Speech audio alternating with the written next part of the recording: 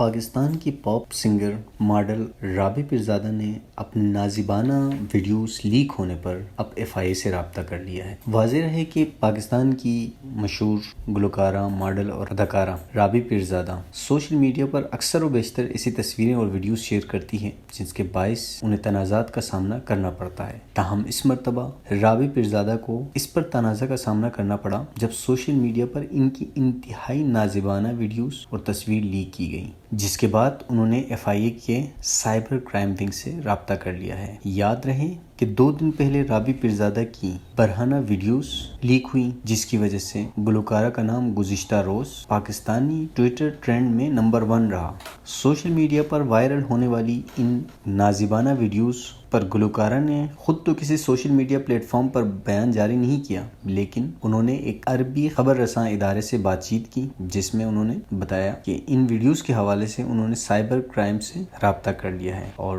Cyber crime act کے تحت کارروائی کی درخواست بھی دے دی ہے۔ اس کے ساتھ ساتھ ایسی قیاس آرائیاں بھی سامنے آئی ہیں کہ گلوکارہ کے سابق بوائے فرینڈ نے ان سے بدلہ لینے کے لیے یہ ویڈیوز اور تصاویر سوشل میڈیا پر وائرل کی۔ البتہ رابی پیرزادہ نے اپنے انٹرویو میں بتایا کہ یہ ذاتی ویڈیوز اور تصاویر میرے فون میں موجود تھیں، لیکن کچھ عرصہ قبل فون خراب ہونے پر میں نے فون جس کمپنی سے خریدا تھا اس کمپنی کو واپس کر دیا اور اس کے بدلے میں نیا فون لے لیا۔ ان کا کہنا ہے کہ شاید یہ تصویریں اور ویڈیوز اسی فون سے چرائی گئی ہیں اور پھر ان کے دوستوں کو فارورڈ کی گئی ہیں۔ رابی پیرزادہ کا یہ بھی کہنا ہے کہ جہاں انہوں نے اپنا سمارٹ فون فروخت کیا تھا، ان کے خلاف بھی کارروائی کی درخواست دے دی ہے۔ اس سے پہلے بھی گلوکارہ مختلف تنازعات کا شکار رہی ہیں۔ گزشتہ ماہ گلوکارہ کی سانپ اور اژدہوں کے ساتھ بنائی گئی ایک ویڈیو سوشل میڈیا پر بہت وائرل ہوئی، جس کی وجہ سے پنجاب وائلڈ لائف نے ان کے خلاف مقدمہ بھی درج کیا اور کورٹ کی طرف سے ان کو سمن بھی ہوئے ہیں۔ ایک اور ویڈیو بھی رابی پیرزادہ کے سامنے آئی، جس میں رابی پیرزادہ نے بھارتی وزیر اعظم نریندر مودی کی جانب سے